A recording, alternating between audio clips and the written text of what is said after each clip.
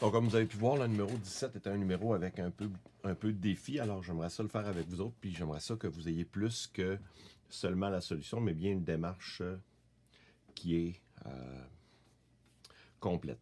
Alors, si on regarde les informations qu'on a, on sait qu'au repos à 37 degrés Celsius, on a une concentration d'hémoglobine de 8 fois 10 à la moins 6, qui est juste ici. Et on a une concentration d'oxygène de 1,5 fois 10 à la moins 6.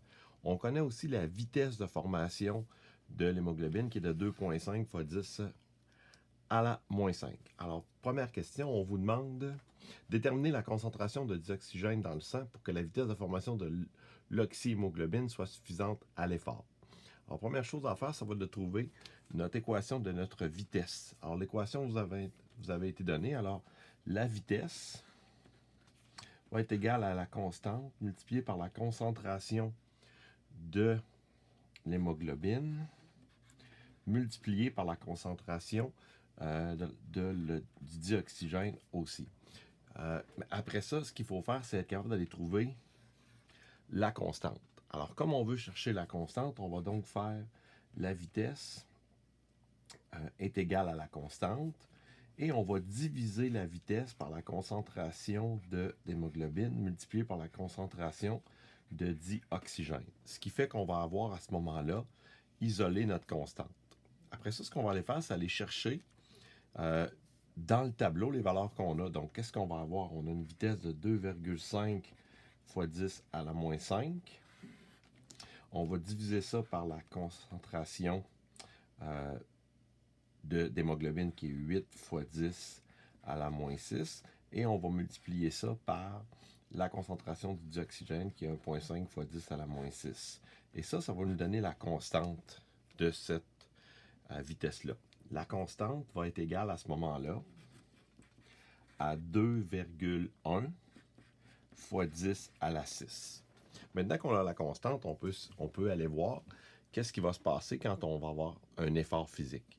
Alors, ce qu'on sait, c'est que la vitesse de formation de l'oxyhémoglobine aqueuse doit être au moins de 1,5 fois 10 à la moins 4. Donc, maintenant qu'on connaît la vitesse, ce qu'on cherche, si vous vous souvenez bien, c'est la concentration de dioxygène dans le sang quand on fait un effort. Alors, on va réutiliser notre formule qui va être maintenant 2,1 fois 10 à la 6 multiplié par la concentration d'hémoglobine multiplié par la concentration de dioxygène. Évidemment, ce qui est important de comprendre là-dedans, c'est qu'on connaît la vitesse. Elle est de 1,5 fois 10 à la moins 4. Elle était ici.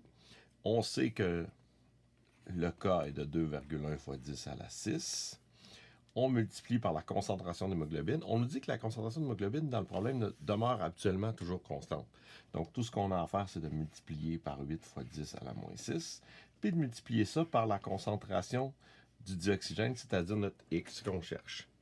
On va comprendre à ce moment-là que tout ce qu'on a à faire, c'est de prendre la vitesse,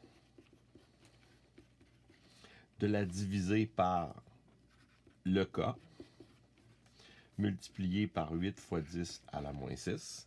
Et ça va nous donner la concentration de dioxygène. Et la concentration de dioxygène va être égale à ce moment-là à 8,9 fois 10 à la moins 6 mol par litre. Alors voilà, c'était le défi du numéro 17.